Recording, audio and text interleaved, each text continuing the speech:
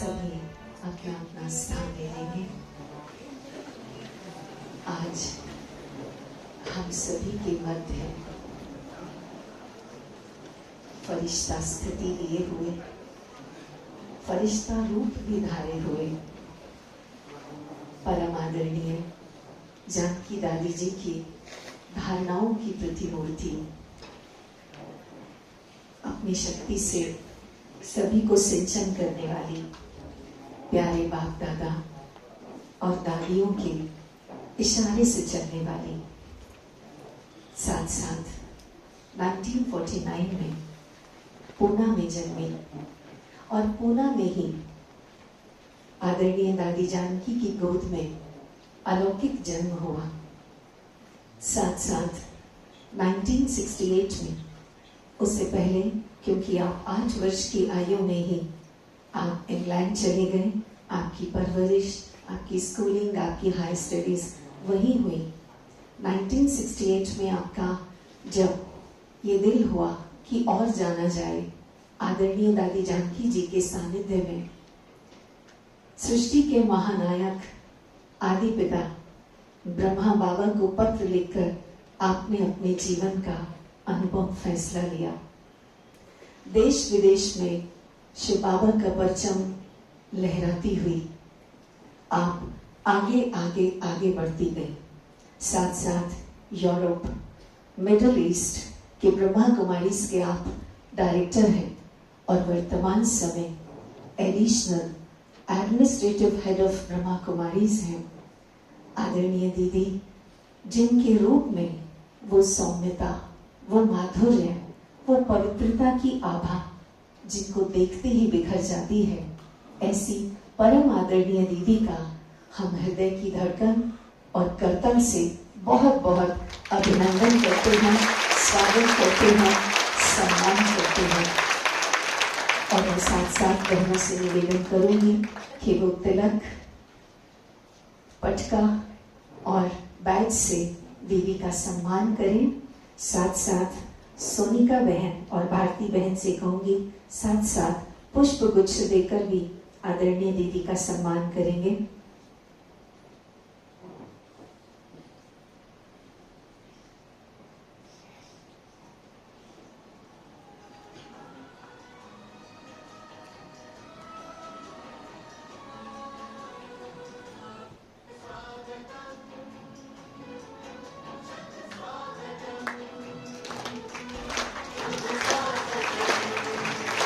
जो भी पहले आने आए हैं सभी आगे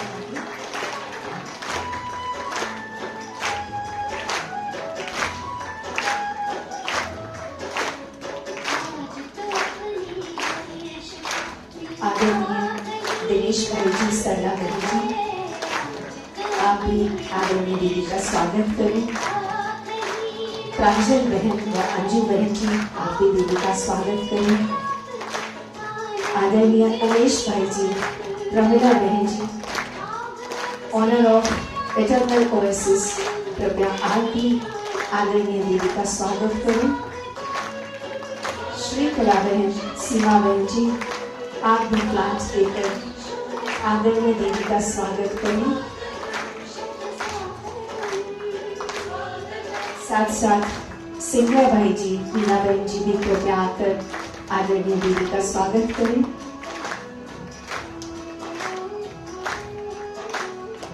जयंती बहन जी, ज्योत्सना बहन जी, आप भी आदरणीय दीदी का स्वागत करें। साथ साथ हमारा नन्ना कुमार उद्यम सेक्टर 47 से जो आया है, आप सभी अपनी तालियां बजाते रहें। साथ साथ मैं कहूंगी जो भाई बहन युवा हैं या युवा तन मन रखते हैं, कृपया जो नीचे स्थान ले सकते हैं ले लें, ताकि हमारे अन्य भाई बहनों को स्थान मिल सके।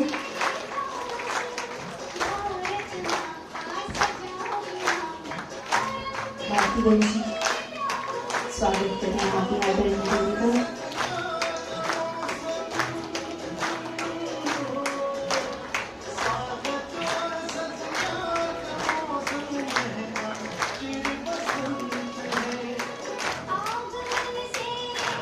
आपके हृदय की खुशी ये बता रही है कि आप मुक्त हो चुके हैं। वो फरिश्ता स्थिति ही नहीं रखती, फरिश्ता रूप भी रखती है।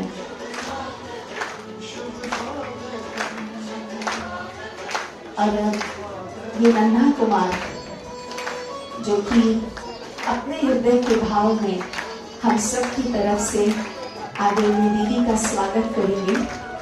वैसे तो कव्वाली अनेक लोगों के साथ होती है, लेकिन ये इकलौता नन्हा कुमार एक ही काफी है।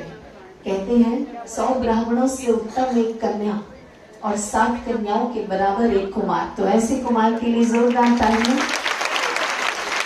कुमार को दें।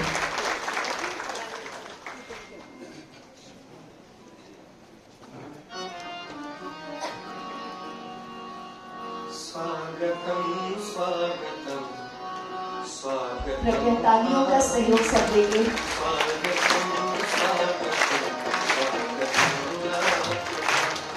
किस तरह से मैं करूँ आपका, किस तरह से मैं करूँ आपका। स्वागतम स्वागतम स्वागतम आपका, स्वागतम स्वागतम स्वागतम आपका।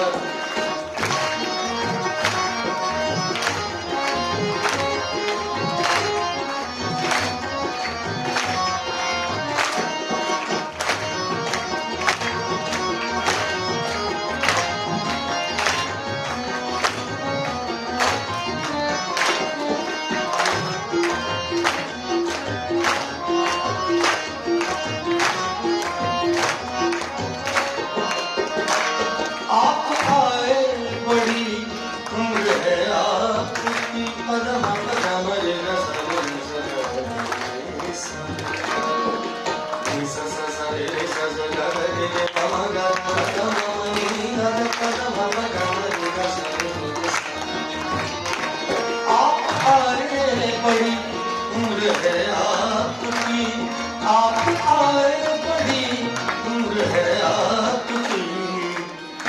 बस अभी नाम मैंने लिया, बस अभी नाम मैंने लिया।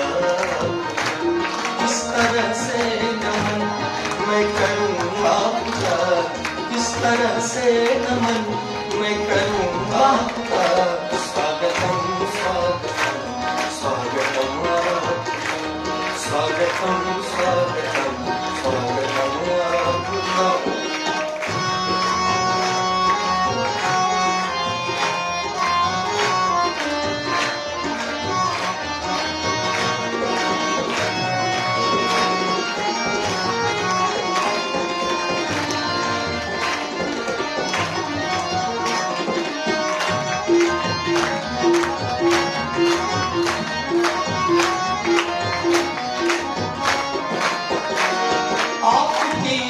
नजर कर गई क्या असर,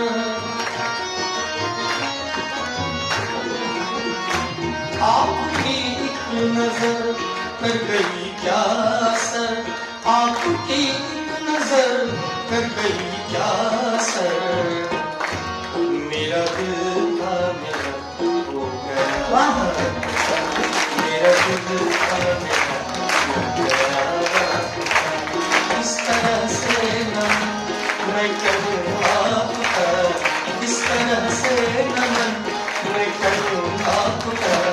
स्वागतम स्वागतम स्वागतम।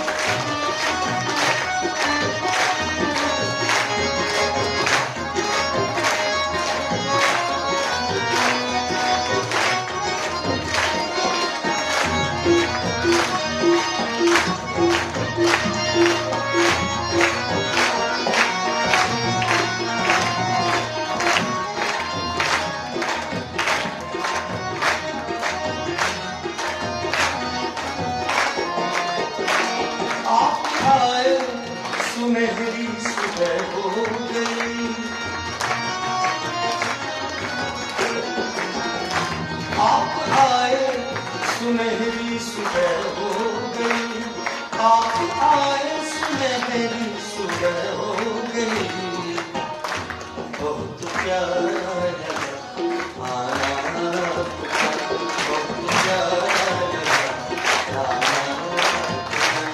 किस तरह से मैं करूँ आपका, किस तरह से हम सभी के दिल की आवाज है।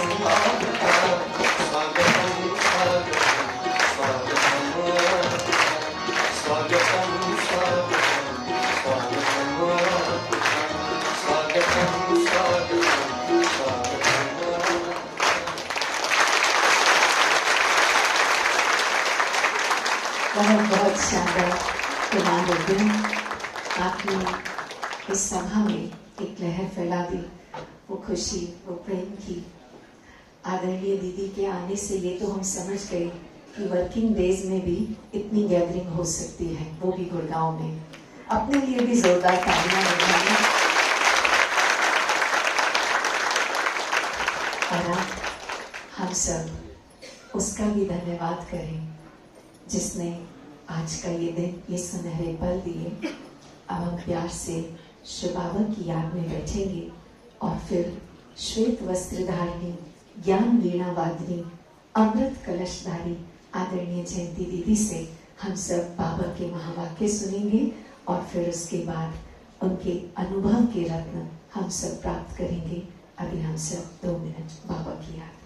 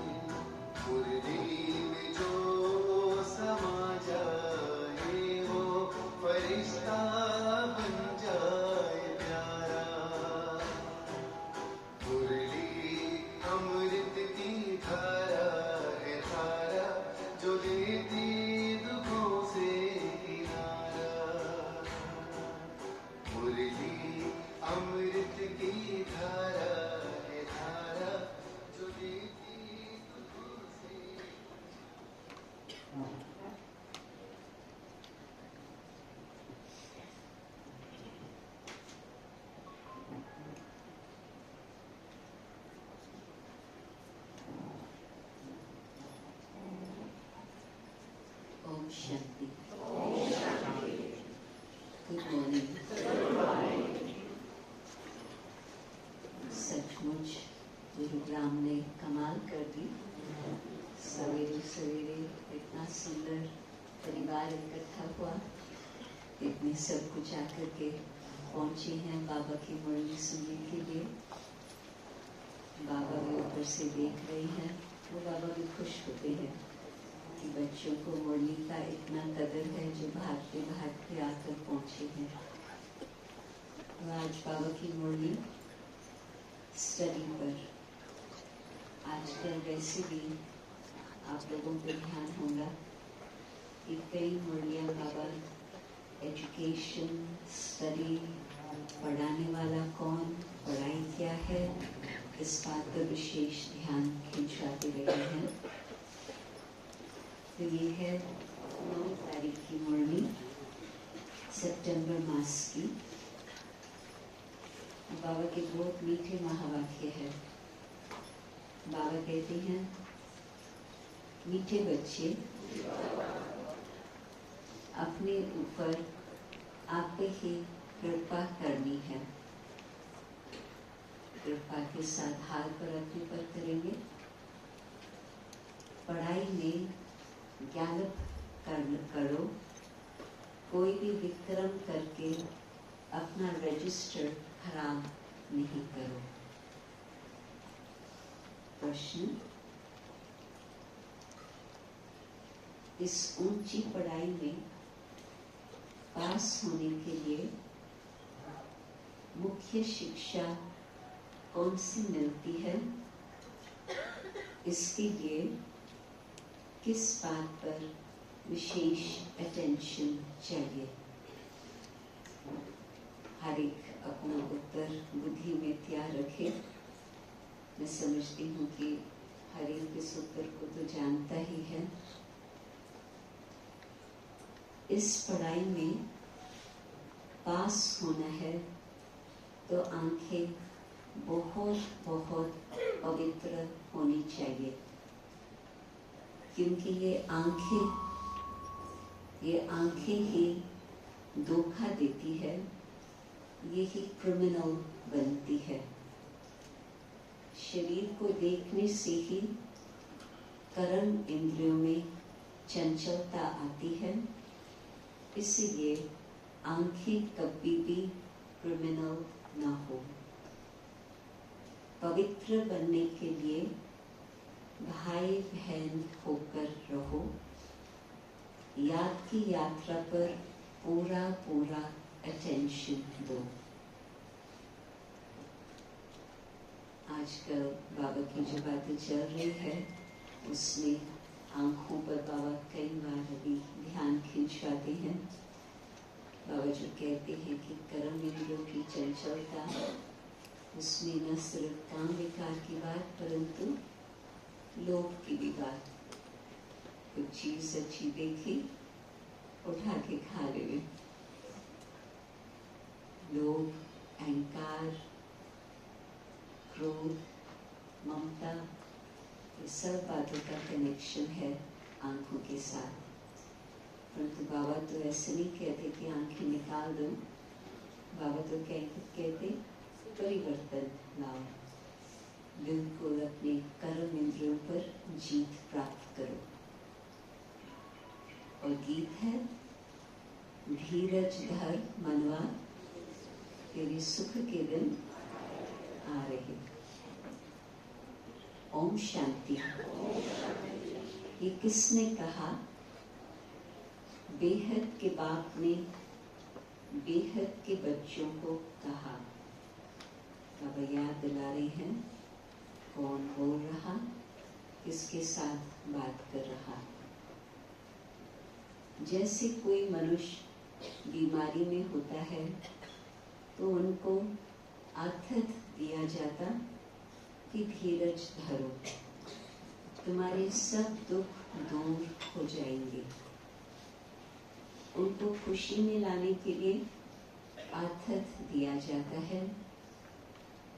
अब वो तो हो हुई हद की बातें, ये है बेहद की बात। इनके कितने ढेर बच्चे होंगे। बच्चों की संख्या बढ़ते बढ़ते बढ़ते अब कहाँ तक पहुंच गई है।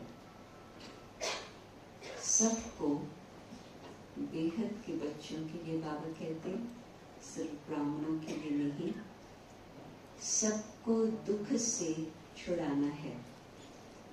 कल्याणकारी बात, बहुत मीठे बोल थे उस दिन कि जब भगवान को भी ये देखा कि बच्चे इतने दुखी हो गए हैं, भगवान को भी संकल्प आया कि मैं जाकर बच्चों की सेवा करूं, दुख से छुड़ाऊं। ये भी तुम बच्चे ही जानते हो, तुमको भूलना नहीं चाहिए। बाप आए हैं सर्व की सत्कृति करने। सर्व का सत्कृति दाता, तो उसका मतलब सत्कृति दाता कब आते? जबकि सभी दुर्गति में है।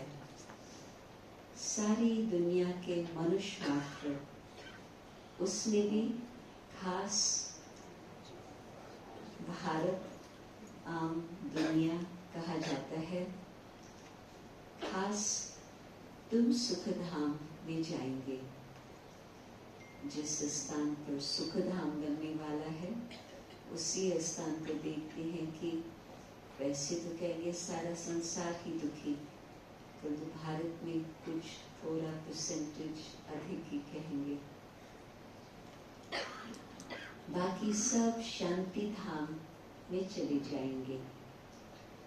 बुद्धि में आता है बरोबर हम सुख धाम में थे और सर्व धर्म वाले शांति धाम में थे। बाबा आया था, सारे चक्कर की स्मृति बाबा दिला रहे हैं। बाबा आया था, भारत को सुख धाम बनाया था। तो एडवर्टाइजमेंट भी ऐसे करनी चाहिए। समझाना है हर 5000 वर्ष बाद निराकार शिव बाबा आते हैं। वह सभी का बाप है, बाकी सभी है ब्रदर्स। ब्रदर्स ही पुरुषार्थ करते हैं फादर से वर्षा लेने। ऐसे तो नहीं फादर्स पुरुषार्थ करते हैं। सब फादर्स हो तो फिर वर्षा किससे लेंगे? बहुत सिंपल बातें बाबा बता रहे हैं। क्या ब्रदर्स से? ये तो हो न सके। अभी तुम समझते हो, ये तो बहुत सहज बात है। सतयुग में एक ही देवी देवता धर्म होता है, बाकी सब आत्माएं मुक्ति धाम में चली जाती है। बाबा के बच्चों के लिए ये बातें बहुत सहज है समझना, और बाहर वालों के लिए बिल्कुल बातों में बहुत मुझे हुई है। क्यों, क्या, कैसे, क्या, सब प्रश्न ही प्रश्न। वर्ल्ड की हिस्ट्री ज्योग्राफी रिपीट करते हैं तो जरूर एक ही हिस्ट्री ज्योग्राफी है जो रिपीट होती है। ये शब्द आता है हिस्ट्री ज्योग्राफी रिपीट, परंतु अनेक होंगे तो कौन सी रिपीट करेंगे? उसमें भी कंफ्यूजन आ जाएगा। एक है तो वो एक ही रिपीट होती रहती। कलयुग के बाद फिर सतयुग होगा। सिंपल है ना बात? तो भी लोग इस बात को स्वीकार करने में उनको बहुत टाइम लगता। अभी थोड़ा थोड़ा वहां तक पहुंचे हैं कि हाँ, अभी टू मच अंधकार है, टू मच दुख है, कुछ और चेंज होना चाहिए, परंतु क्या, कैसे, वो तो नहीं मालूम। कलयुग के बाद फिर सतयुग होगा। दोनों के बीच में फिर संगम युग भी जरूर होगा। इनको कहा जाता है सुप्रीम पुरुषोत्तम कल्याणकारी युग। छोटा सा युग, परंतु यही सुप्रीम पुरुषोत्तम कल्याणकारी युग। अभी किस आधार पर हम ये सब बातें समझ रहे हैं?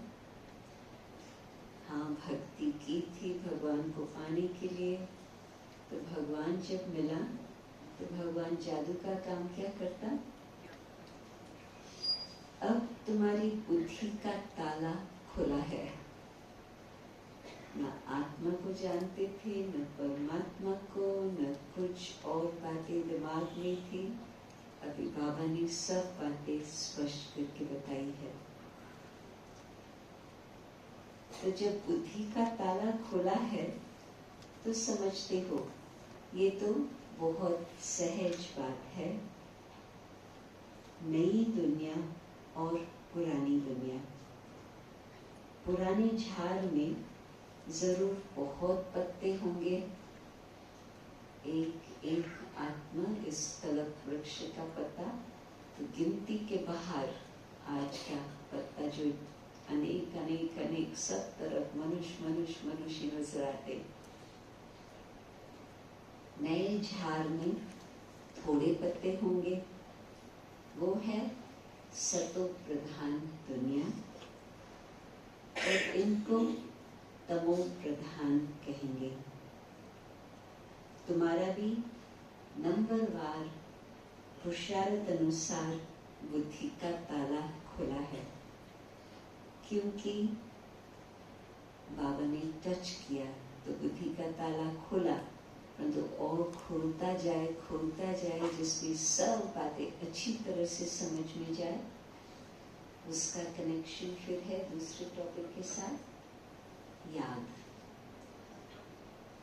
तो पुरुषार्थ अनुसार बुद्धि का ताला खुला है, क्योंकि सब यथार्थ रीति बात को याद नहीं करते।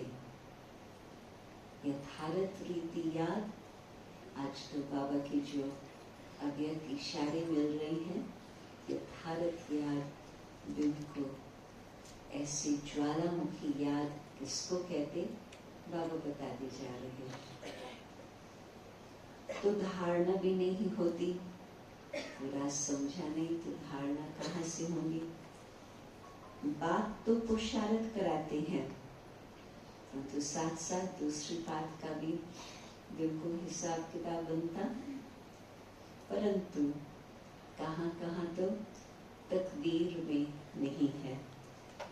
ड्रामा अनुसार जो अच्छी रीति पढ़ेंगे और साथ साथ पढ़ाएंगे, बाप के मददगार बनेंगे, हर हालत में ऊंच पद वो ही पाएंगे।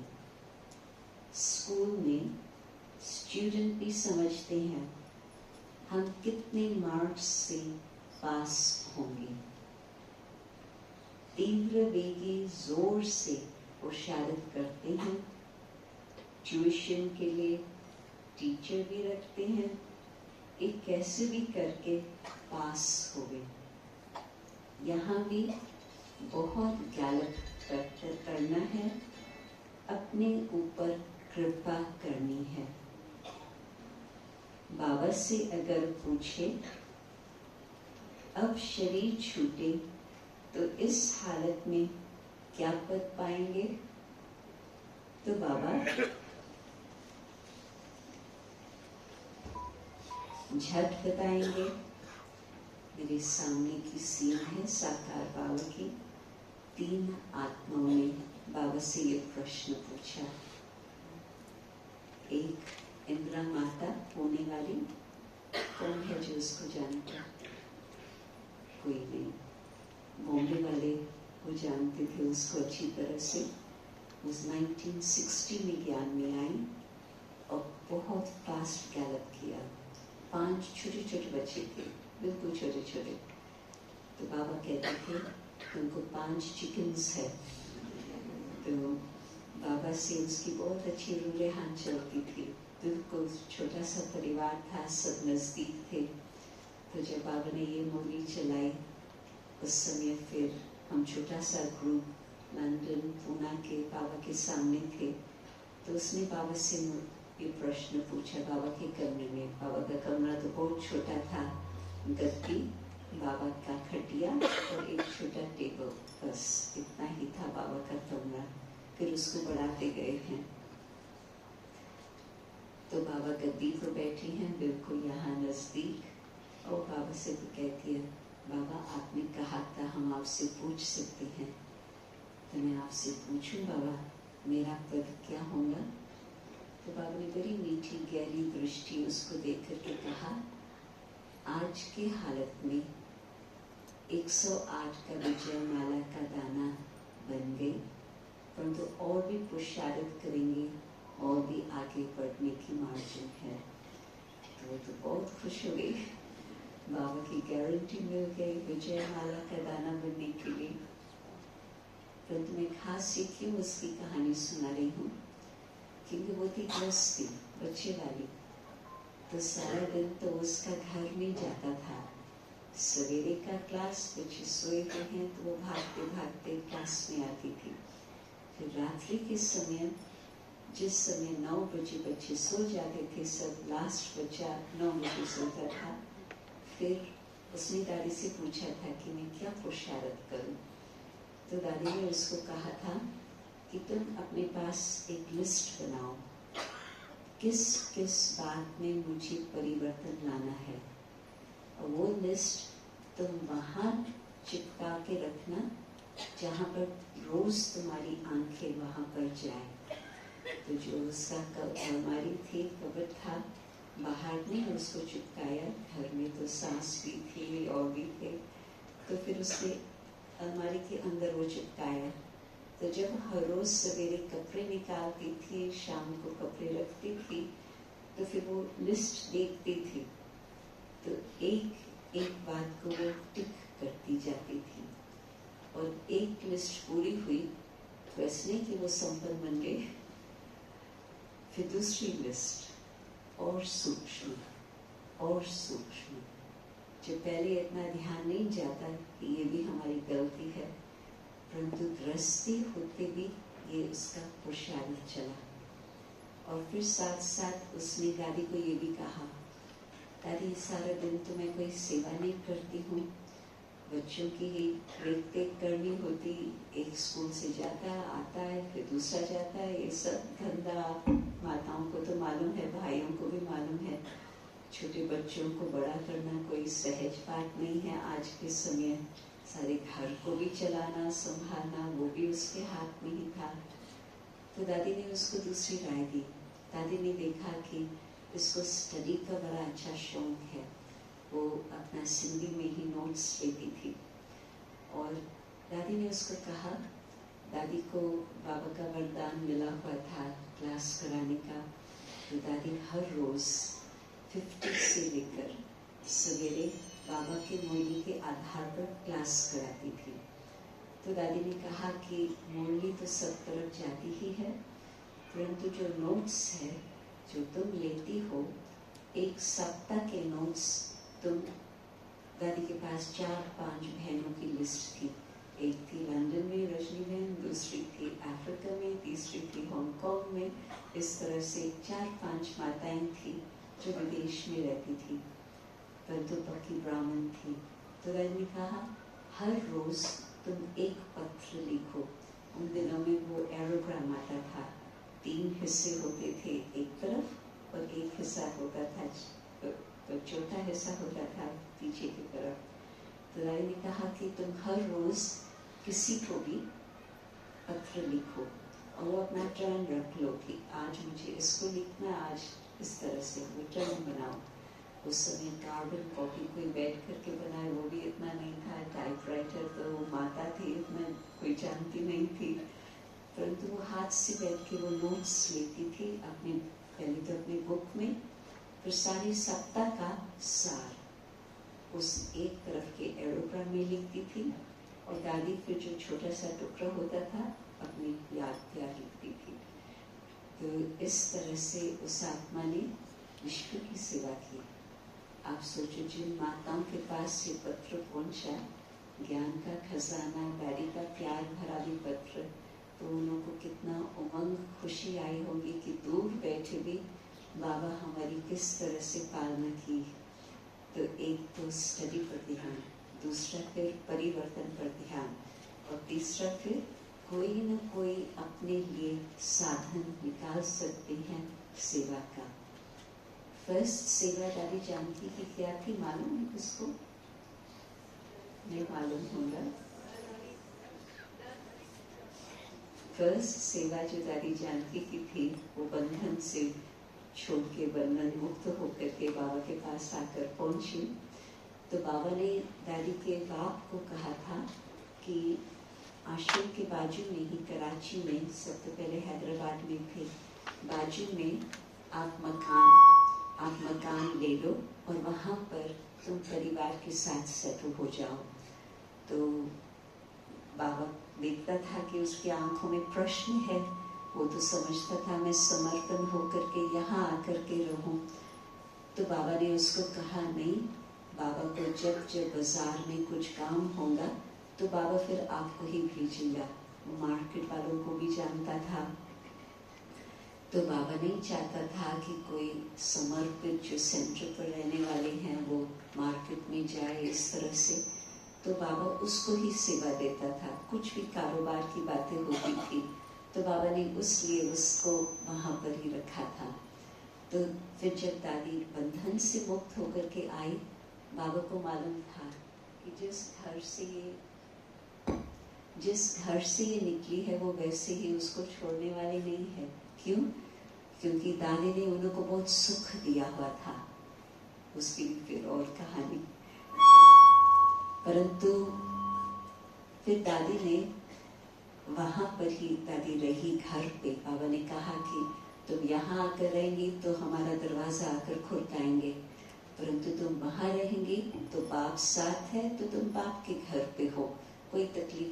बाबा की देखो दूरअंदेशी बुद्धि किस प्रकार से, तो वो तो जरूर आए, परंतु बाप था तो बाप ने कहा बस अभी बेटी मेरे पास ही रहेंगी, तो उसमें तो कुछ कह नहीं सकते।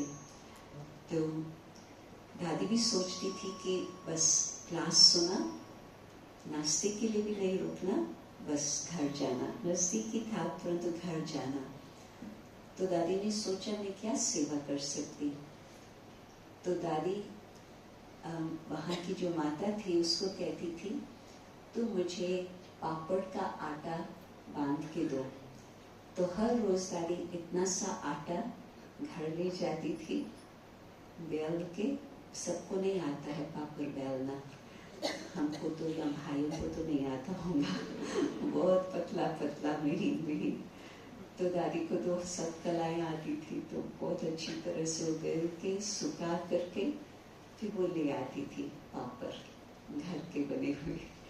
तो आप सोचो कि यदि किसको सेवा का संकल्प है, कोई नहीं कह सकता क्या करे, सेवा है ही नहीं।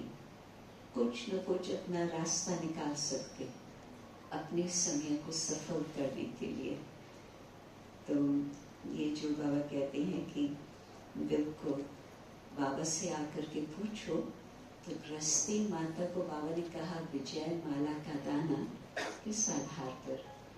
बाहर से तो देखेंगे बहुत साधारण, परंतु अंदर से उसकी लगन, और बाबा उसको इतना प्यार से पत्र लिखते थे। क्यों? क्योंकि बाबा देखता था दिल की लगन। बाबा बाहर की बात को जोर नहीं देखते। दो और की भी कहानी है, परंतु एक कहानी एनफ। तो बाबा कहते हैं बाबा आकर पूछेंगे तो बाबा बताएंगे।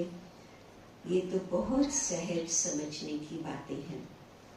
जैसे हद के स्टूडेंट समझते हैं, बेहद के स्टूडेंट भी समझ सकते हैं, बुद्धि से समझ सकते हैं। हमसे घड़ी घड़ी ये भूलें होती है, विक्रम होता है। रजिस्टर खराब होगा तो रिजल्ट भी ऐसे निकलेंगे, न सिर्फ स्टडी परंतु स्टडी का प्रैक्टिकल जीवन की धारणा। हर एक अपना रजिस्टर रखे। यूं तो ड्रामा अनुसार सब नोंद हो ही जाती है। खुद भी समझते हैं हमारा रजिस्टर तो बहुत खराब है, न समझ सके तो बाबा बता सकते हैं। स्कूल में रजिस्टर आदि सब रखा जाता है, उनका तो दुनिया में किसको पता ही नहीं है। नाम है गीता पाठशाला, वेद पाठशाला कभी नहीं कहेंगे।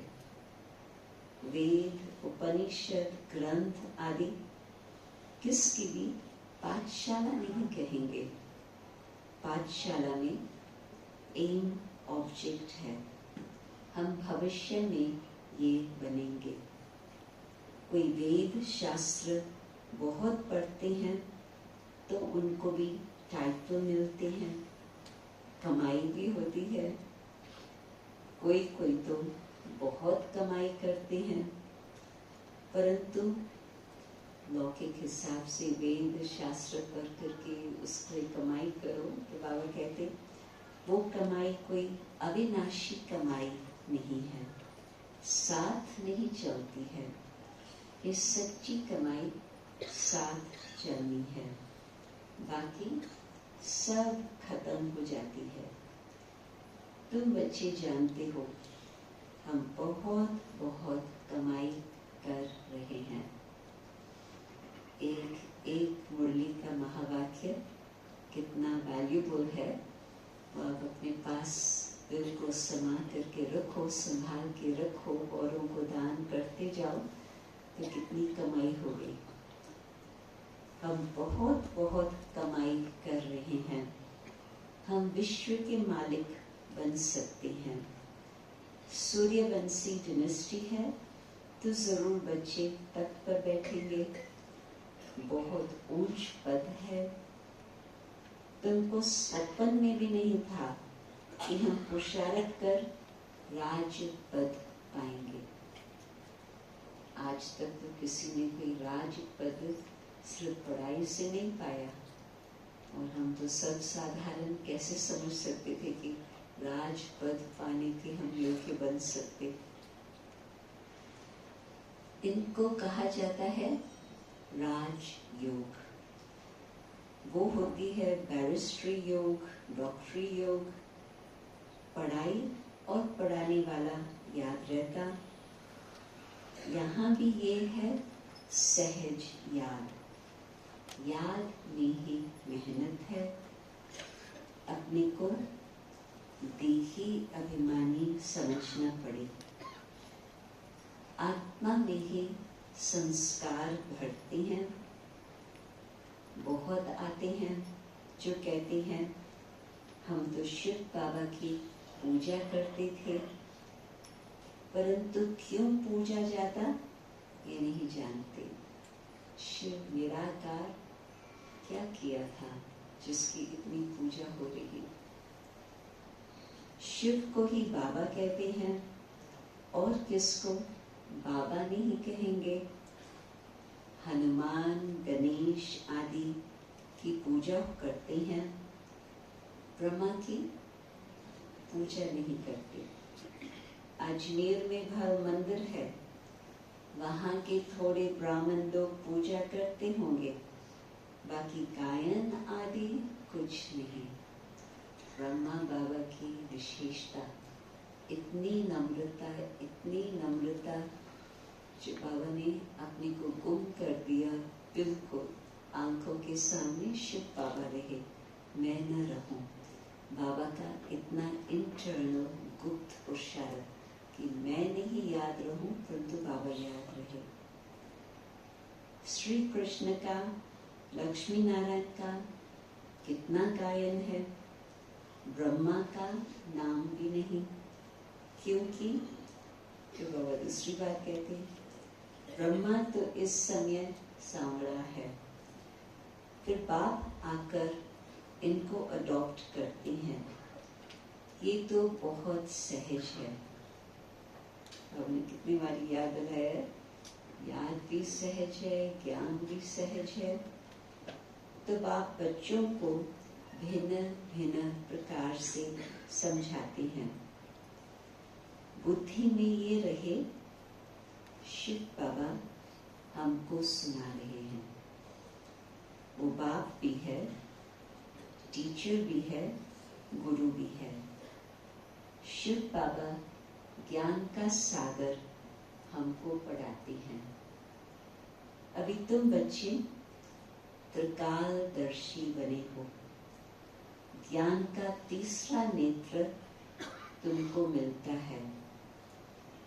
ये भी तुम समझते हो, आत्मा अविनाशी है। आत्मा का बाप भी अविनाशी है। ये भी दुनिया में कोई नहीं जानते। वे तो सब पुकारते ही हैं, बाबा हमको पतित से पावन बनाओ। ऐसे नहीं कहते कि वर्ल्ड की हिस्ट्री ज्योग्राफी आकर सुनाओ। ये तो बाप खुद आकर सुनाते हैं। पतित से पावन, फिर पावन से पतित कैसे बनेंगे, हिस्ट्री रिपीट कैसे होंगी, वे भी बताते हैं। 84 का चक्कर है। हम पतित क्यों बने हैं, फिर पावन बन कहाँ जाने चाहते हैं। पावन तो बने, फिर उसके बाद क्या होगा उसका तो सोचा ही नहीं। मनुष्य तो सन्यासियों आदि के पास जाकर कहेंगे, उनका फेवरेट मांग क्या है, मन की शांति कैसे हो। ऐसे नहीं कहेंगे हम संपूर्ण निर्विकारी पावन कैसे बने, संकल्प ही नहीं। ये कहने में लज्जा आती है। अभी बाप ने समझाया है, तुम सब भक्तियां हो, मैं हूं भगवान ब्राइडग्रूम। तुम हो, इस तरफ भी बाबा देखते, इस तरफ भी बाबा देखते, आप सब कौन हो, ब्राइड्स। न सिर्फ आत्मा, हम सब ब्राइड्स है। कुमार और भाइयों को इस बात पर थोड़ा अधिक मनन चिंतन करके इस बात का अनुभव करना बहुत आवश्यक है। एक भाई मुझे सदा कहता था, परंतु बाप तो बाप ही है ना, मैं उसमें ही संतुष्ट हूँ, मुझे ब्राइड बनने नहीं आता। तो मैंने कहा कि बाबा आपको ऑल राउंड बनाना चाहता है, हर प्रकार के गुण, बिल्कुल संपूर्ण चंद्रमा। 2 दिन से संपूर्ण चंद्रमा नजर आ रहा था और आज जैसे हम आ रहे थे थोड़ा सा उसमें फर्क पड़ गया है। अभी भी चंद्रमा ही पहले नजर आ रहा था उस समय। तो बाबा तो चाहते हैं संपूर्ण चंद्रमा, कोई गुण की कमी नहीं। तो वो तो जब तक आप ब्राइड बन करके बाप के साजन के आज्ञाकारी नहीं बनेंगे, ब्राइड का भाव बिल्कुल साजन के आज्ञाकारी। मैं राइट कह रही हूँ? भाइयों का कान नहीं हिल रहा।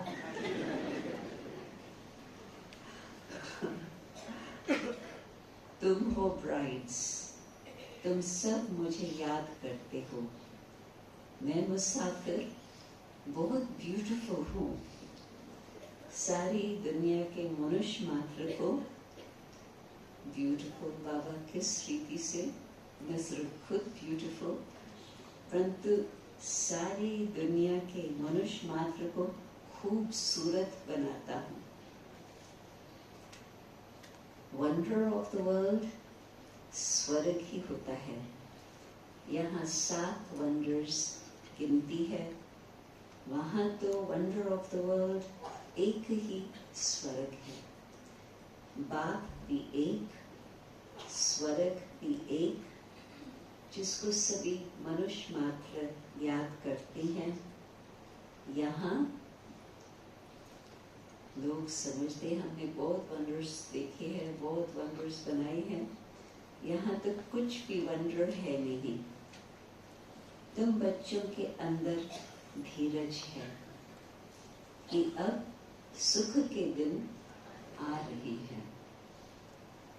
बिल्कुल धीरज की सुख के दिन आ रहे हैं। बाबा, हम लोग तो शायद गीत भूल गए कि वो गीत कौन सा था। बाबा ने बोला, बाबा को याद है गीत कौन सा था आज का?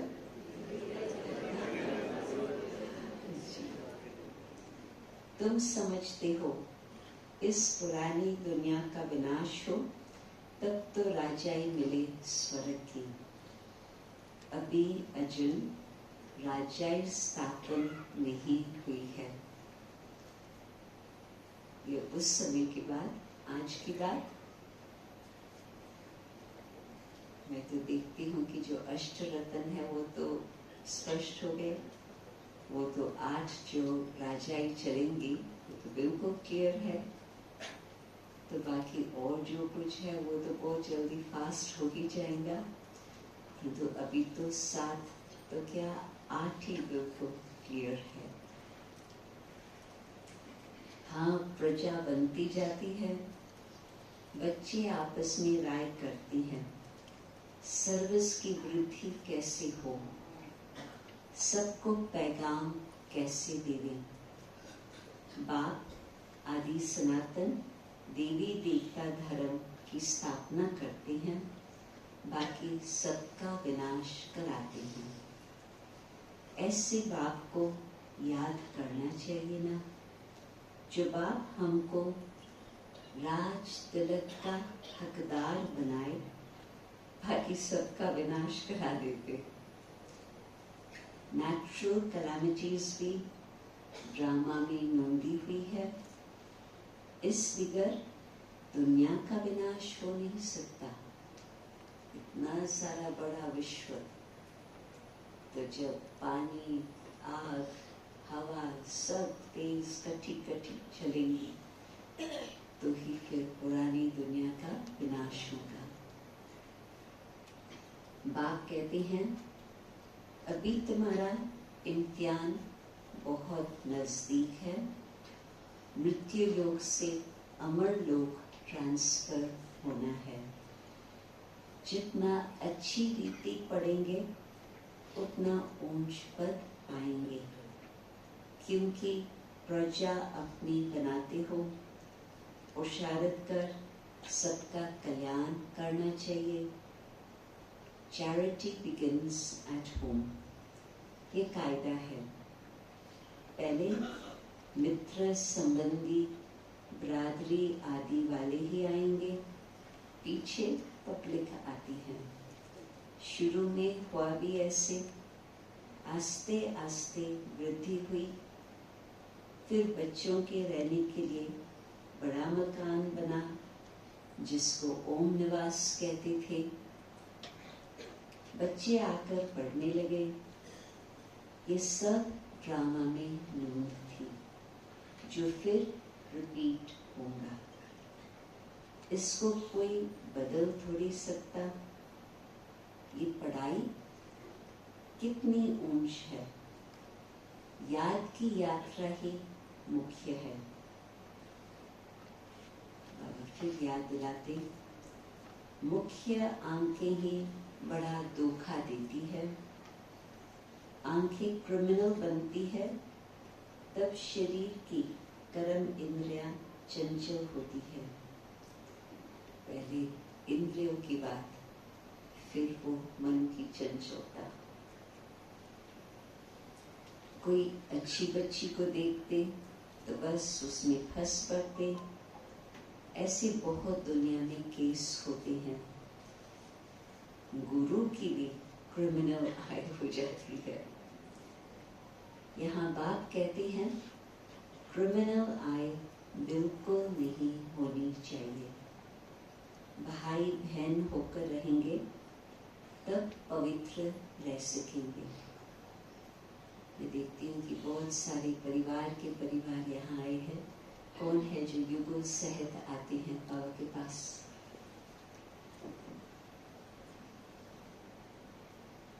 Very good. बाबा युगलों को देख करके बहुत खुश होते, क्योंकि दोनों पहिए इकट्ठे इकट्ठे चलते तो बाबा के लिए बहुत इजी होता है उनको एग्जाम्पल बना के विश्व के सामने रखना। मनुष्यों को क्या पता, वो तो हंसी करेंगे, शास्त्रों में तो ये बातें है ही नहीं। बात कहती हैं ये ज्ञान प्राय लोप हो जाता, पीछे द्वापर से ये शास्त्र आदि बने हैं। अब बाप मुख्य बात कहते हैं कि अलफ को याद करो तो विक्रम विनाश हो जाए। अपने को आत्मा समझो। तुम 84 का चक्कर लगाकर आए हो, अभी फिर तुम्हारी आत्मा देवता बन रही है। छोटी सी आत्मा में 84 जन्मों का अविनाशी पाठ भरा हुआ है। वंडर है। बाबा को ड्रामा को देख, आत्मा की कहानी को देख, बाबा को लगता है ये तो वंडरफुल बात है। ऐसे वंडर ऑफ द वर्ल्ड की बातें बाप भी आकर समझाते हैं।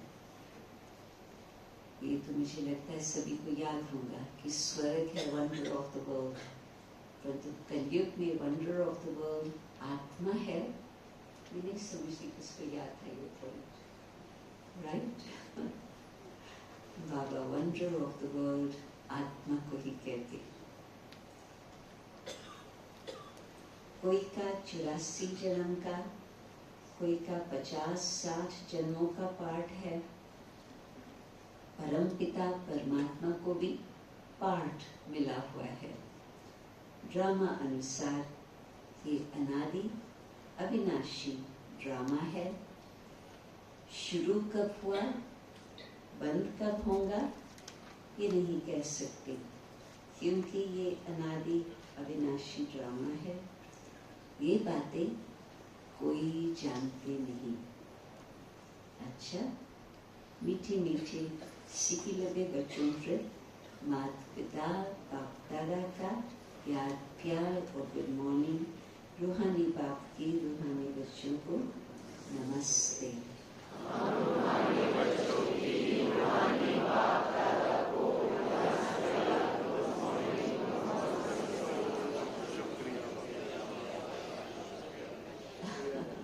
Very good. धारणा के लिए मुख्य सार।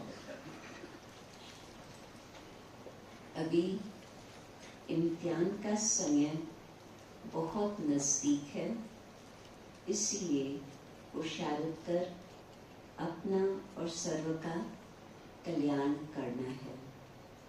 पढ़ना और पढ़ाना है। Charity begins at home। घर पे कैसे लोगों को पढ़ाएंगे? वो तो आपसे बैठ करके नोट पेंसिल लेकर के आपकी बातें बैठ के नोट नहीं करेंगे, लिखेंगे नहीं, तो आप घर वालों को कैसे पढ़ाएंगे?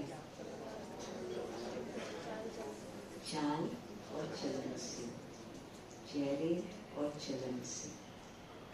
वो आपको कहे आप तो बिल्कुल बेफिक्र बादशाह लग रहे हो, आपको क्या मिला? माताओं को वो कहेंगे आप तो बिल्कुल शेरनी शक्ति बन गए हो, आपको क्या हुआ? तो परिवर्तन देख करके वो खुद ही पूछेंगे और आप उन को बहुत अच्छी तरह से क्लियरली बैठ के समझाएंगे। तो बाबा कहते चैरिटी बिगिंस एट होम। फिर दूसरा, देही अभिमानी बन, अविनाशी सच्ची कमाई जहाँ जमा करनी है। अपना रजिस्टर रखना है। कोई भी ऐसा विक्रम न हो जिससे रजिस्टर खराब हो जाए। वरदान, सर्व को उमंग उत्साह का सहयोग दे, शक्तिशाली बनाने वाले सच्चे सेवाधारी भाव। सेवाधारी अर्थात सर्व को उमंग उत्साह का सहयोग देकर शक्तिशाली बनाने वाले। अभी समय कम है और रचना ज्यादा से ज्यादा आने वाली है। सिर्फ इतनी संख्या में खुश नहीं होना कि बहुत आ गए, अभी तो बहुत संख्या बढ़नी है। इसलिए अपने को आपने जो पालना ली है उसका रिटर्न दो। आने वाली निर्बल आत्मा के सहयोगी बन उन्हें समृद्ध, अचल, अडोल बनाओ। तब कहेंगे सच्चे सेवाधारी। जैसे पहले भी मैंने देखा कि बहुत करके सभी दादियों की पालना ले चुके हैं, परंतु बाबा आज याद दिला रहा, जितनी पालना ली है, चाहे बाबा से, चाहे भाइयों से, चाहे दादियों से, उसका अब रिटर्न देने का समय है। स्लोगन, रूह को जब, जहां और जैसे चाहो स्थित कर लो, यही रूहानी ड्रिल है। रूह को जब, जहां और जैसे चाहो स्थित कर लो, यही रूहानी ड्रिल है। अव्यक्त इशारे, अब लगन की अग्नि को प्रज्वलित कर योग को ज्वाला रूप बनाओ। पावरफुल मन की निशानी है, सेकंड में जहां चाहे वहां पहुंच जाए। मन को जब उड़ना आ गया, प्रैक्टिस हो गई, तो सेकंड में जहां चाहे वहां पहुंच सकता है। अभी अभी साकार वतन में, अभी अभी परम धाम में सेकंड का रफ्तार है। अब इसी अभ्यास को बढ़ाओ। मन आपके वश, न कि आप मन के वश। जब ऐसी स्थिति है तो बस घर पहुंचना बहुत सहज बात है। तो बाबा कहते कि इसी अभ्यास को बढ़ाते चलो। 2 मिनट बाबा की याद में बैठते और फिर उसके आगे और भी बातें।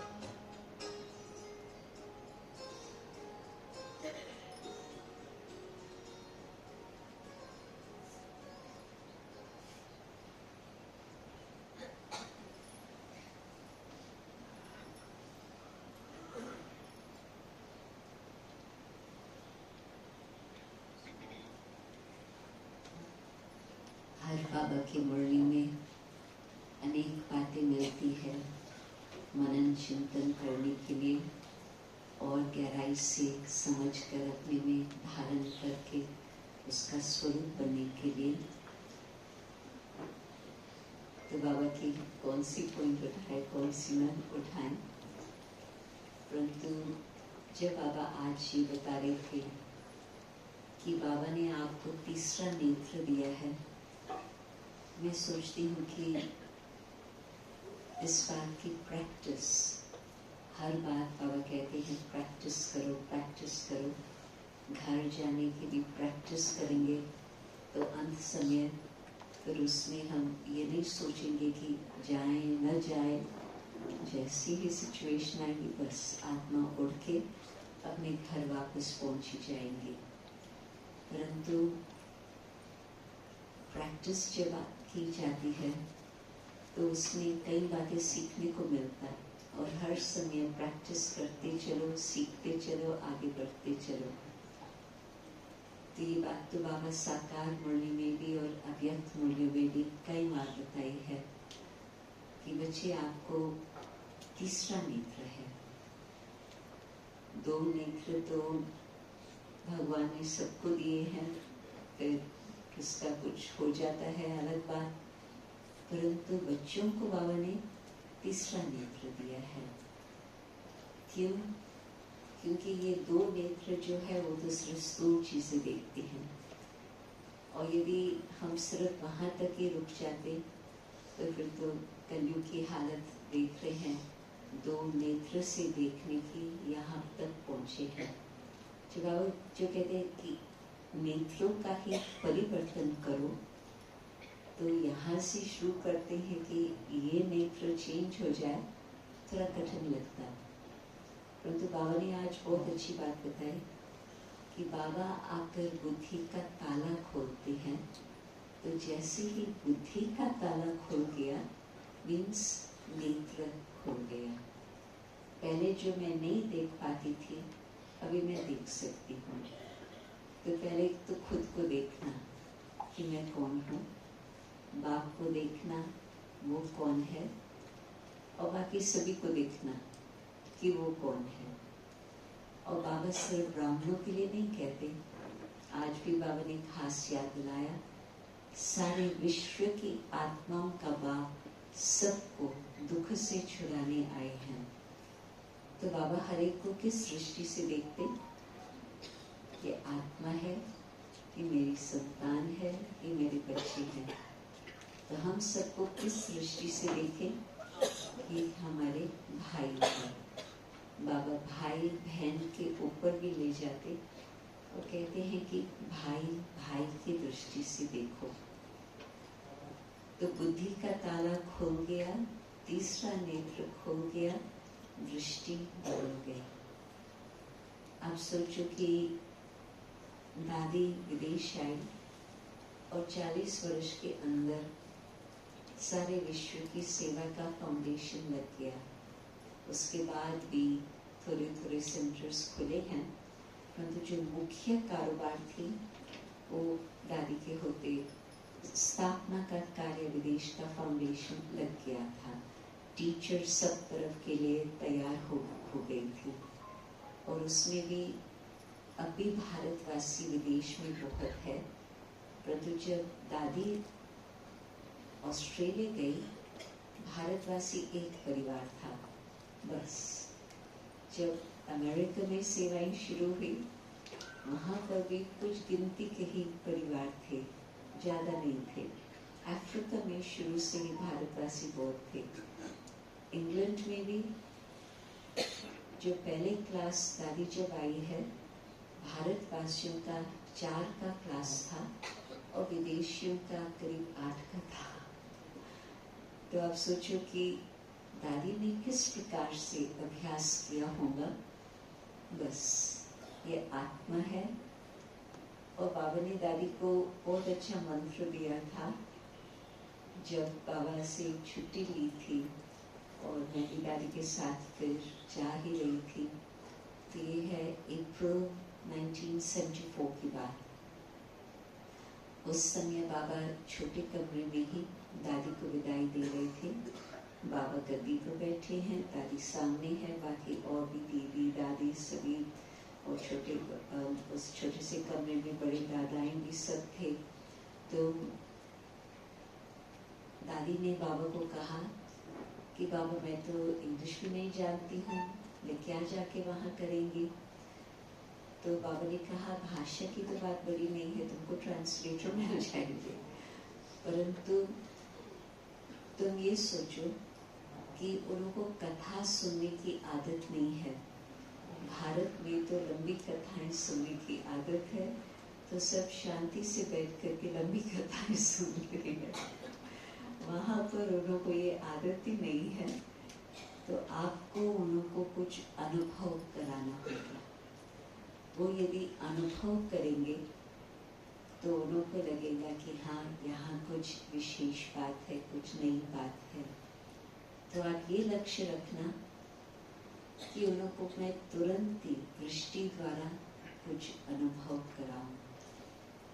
तो यज्ञ की देश की स्थापना का कार्य का आधार ही वो तीसरे नेत्र की दृष्टि। यदि दादी ये सोचती थी कि ये तो लंदन में तो आज तो मैं कहेंगी कि 148 भाषाएं वाले लोग हैं। उस समय इतने नहीं थे, परंतु फिर भी काले गोरे पीले सब थे। तो दादी यदि कोई भी दृष्टि में भेद भावना रखती थी, सेवा कैसे हो सकती थी? संभव ही नहीं।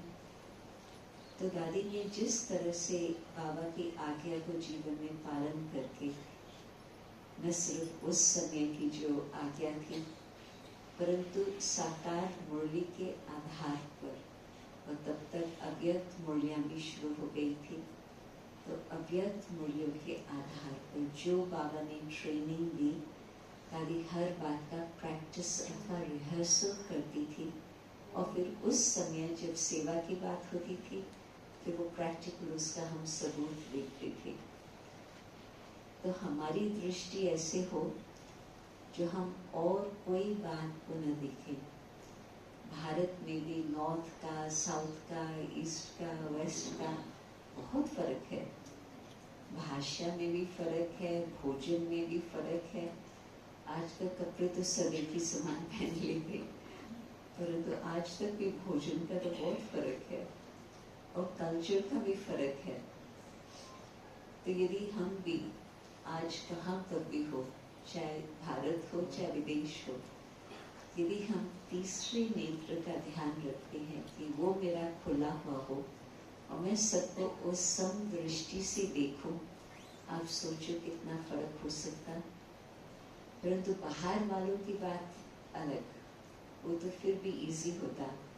हम उन के हिस्ट्री ज्योग्राफी को तो जानते ही नहीं है, तो उनको बस आत्मा ज्योति बिंदु स्वरूप बीच में चमकता हुआ सितारा है वो देखे, बहुत इजी है। आप लोगों ने भी ट्राई किया होगा, राइट? परंतु जब नजदीक वाले होते हैं, और उसमें भी पहले नजदीक वाले होते हैं अपना ब्राह्मण परिवार, और उसमें भी उससे भी नजदीक वाले होते हैं लौकिक परिवार। और उन्हों को लौकिक परिवार वालों को तो आप इनसाइड आउट जानते हैं, उन्हों को तो बचपन से ही देखा है। ब्राह्मण परिवार में शुरू से तो हम नहीं सबके संस्कारों को जानते हैं। सबके लिए तो यही सोचते हैं कि हाँ ये तो बाबा के बच्चे हैं, ये तो बहुत अच्छे हैं और है भी अच्छे, कभी तो बाबा ने उन्हों को चुना है। तो आप सोचो कि जब हम ब्राह्मण परिवार से मिलते हैं तो एक एक के प्रति हमारी वही दृष्टि रहे, वही वृत्ति रहे, ये भी हमारे भाई है, और साथ साथ शुभ भावना, शुभकामना उनके प्रति रहे। बाहर वालों के लिए शुभ भावना कामना रखना बहुत इजी है। ब्राह्मण परिवार के बीच जिनों के साथ हम रोज सवेरे शाम मिलते हैं, उन्हों के संस्कारों को भी हम देखते हैं कि वो भी पुरुषार्थी है। कोई संपन्न तो यहाँ नहीं बैठा है, जो संपन्न बने वो तो उड़ के चले गए, तो हम सब पुरुषार्थी है।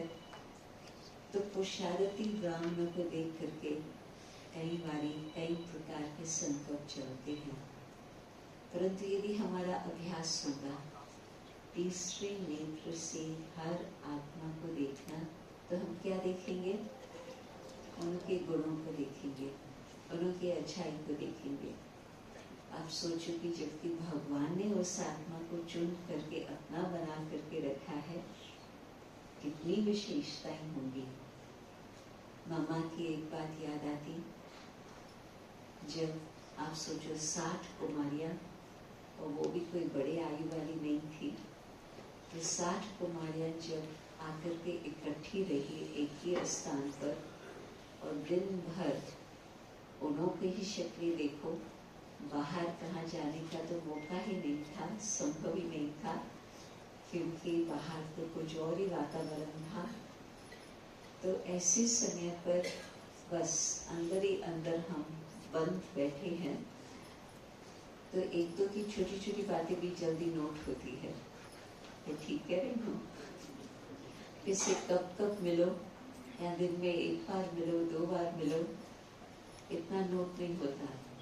दिन भर और वही लोग आपके सामने घूमते रहे, और वही लोग अपनी पुरानी आदतों से चलते रहे, तो जल्दी बातें नोट हो जाती। परंतु नेत्र ही बदल गया, ये नेत्र नहीं, ये नेत्र खो गया। तो फिर जब हम आत्मा को देखते और ये सोचते, जो मामा कहती थी कि ये कौन है आत्माएं, ये है वो देवताएं जिनों की तुम पहले पूजा करते थे। राइट है? ये कौन बैठे हैं? ये वही आत्माएं हैं जिनों की हम भक्ति में पूजा करते हैं। कभी कोई हम आपकी पूजा तो नहीं बैठे करेंगे, परंतु इतनी तो भावना हम रखेंगे कि आप वही आत्माएं हैं, तो हम आपको उस दृष्टि से देखें कि ये दिव्य आत्माएं हैं, बाबा के सिकुलते बच्चे हैं। बाबा ने कहाँ कहाँ से ढूंढ करके एक ही माला में हम सबको पिरोया है। तो हमारी दृष्टि बदल गई, वृत्ति बदल गई, तो हमारा व्यवहार भी उन्हों के साथ बदल जाएगा। वो अपने आप को भूले हुए हैं, वो उन्हों को जाने, उन्हों का हिसाब किताब वो भगवान के साथ है, उसमें मैं नहीं बीच में आऊँ। परंतु मेरी दृष्टि उन्हों के प्रति किस प्रकार से रहे, तब होगा जबकि मेरा खुद का तीसरा नेत्र खुला हुआ होगा। बाइबल में एक शब्द आता, आप औरों को इतना प्यार करो जितना आप खुद को प्यार करते हो। Love thy neighbor as you would love yourself. तो नेबर कौन है? पड़ोसी तो जो भी ब्राह्मण परिवार है वो है, परंतु ये बात बिल्कुल उसको कमांडमेंट कहते हैं, भगवान की आज्ञा है मनुष्यों को, पहली बार। तो हम अपने को प्यार कितना करते, उतना ही हम औरों को प्यार की दृष्टि से देख सकते। शुरू में दादी ने जब देखा कि विदेश में स्वमान की बहुत कमी है, भारत में भी है, ऐसे नहीं किसी विदेश में, परंतु आइडेंटिटी क्राइसिस उस समय ज़्यादा विदेश में वर्णन हो रहा था। यहाँ भी आजकल मैं ये शब्द सुनती हूँ, परंतु फिर भी कम। वहाँ पर तो ये बहुत प्रचलित भाषा है, आइडेंटिटी क्राइसिस, खुद को नहीं जानते। तो यदि ऐसे लोग आते हैं दादी के सामने, बाबा के सामने, बाबा उनके ऊपर बहुत मेहनत की है, विदेशियों के ऊपर एक एक को दृष्टि देकर के एक एक को ऊंचा उठाया है, एक एक के ऊपर बहुत मेहनत की, उनकी हर बात समझ के उनको बुद्धि को पलटाने का। क्योंकि बाबा कहते थे कि दूसरे धर्म वाले आए हैं, दूसरे कल्चर वाले आए हैं, दूसरी भाषा वाले आए हैं, तो बाबा को बहुत उसमें खुद उनकी हड्डियां मजबूत करनी थी। तो दादी भी ये जब प्रश्न पूछते थे, दादी how can I love my self, मैं अपने को खुद कैसे प्यार करूं, तो दादी उनको एक बात कहती थी, जब सवेरे आप उठो, और बहुत करके सभी की आदत तो ये होती, पहले तो टूथपेस्ट ब्रश करते हैं, तो उस समय आईना बोध करके सामने होता, तो जिस समय आप टूथब्रश पेस्ट हाथ में उठाओ, आप पहले आईने में देखो, और आईने में भी आप अपने को यहाँ देखो कि मैं कौन हूँ, और ये याद करो कि बाबा ने कैसे मुझे चुना है और कैसे मुझे अपना बनाया है। तो जब आपको बाबा का प्यार याद आएगा तो आपको खुद के लिए भी प्यार उत्पन्न होगा, परंतु न सिर्फ उस एक सेंटेंस से, परंतु दिन भर के कार्य व्यवहार से भी। या तो आप बाबा कहते थे आज भी अपने ऊपर रहम करो, कृपा करो, मतलब कि अपने ऊपर इतना ध्यान रखो कि मेरे संकल्प किस प्रकार से है, मेरी चाल चलन किस प्रकार से है। तो जब सवेरे सवेरे उठकर आप खुद को प्यार करेंगे तो बाबा आपको और ही अधिक प्यार अवश्य ही करेगा, और फिर दिन भर आप औरों के साथ भी जिस तरह से व्यवहार करेंगे वो भी आपके साथ उसी के ही रिटर्न में वो व्यवहार करेंगे। आप कहोगे पहले वो करे, मुझे पहले वो रिस्पेक्ट देंगे या ना भी देंगे, क्या भरोसा। परंतु यदि मेरे पास ही लक्ष्य मुझे उनको रिस्पेक्ट देना है तो आज नहीं तो कल अवश्य ही वो आपको भी रिस्पेक्ट देने लगेंगे। हो सकता है कि कल भी थोड़ा दूर हो, 1 वर्ष लगे, 10 वर्ष लगे, कोई हर्जा नहीं। बाबा आपको जैसे रिस्पेक्ट देता, आप खुद को रिस्पेक्ट दो और आत्माओं को भी उस अनुसार रिस्पेक्ट दो। फर्स्ट स्टेज तो है रिस्पेक्ट, प्यार देना तो उसे और आगे की बात है। पहले तो रिस्पेक्ट दो, उनकी वैल्यू रखो, फिर धीरे धीरे प्यार का नाता भी बढ़ता जाएगा। तो तीसरा नेत्र से हम बाबा के ब्राह्मण बच्चों को देखते हैं तो उन्हों को भी हम प्यार से दृष्टि से देखते हैं। एक बार ये कुमारी ने दादी से प्रश्न पूछा कि मधुबन में छोटा सा संगठन था और हिस्ट्री हॉल के ही दिनों की बात है, उन दिनों में ही, तो मस्ट बी 70s। तो हम छोटे से 5-6 का ग्रुप था कुमारियों का। तो मधुबन में हम लोग लंबा समय रहे हुए थे।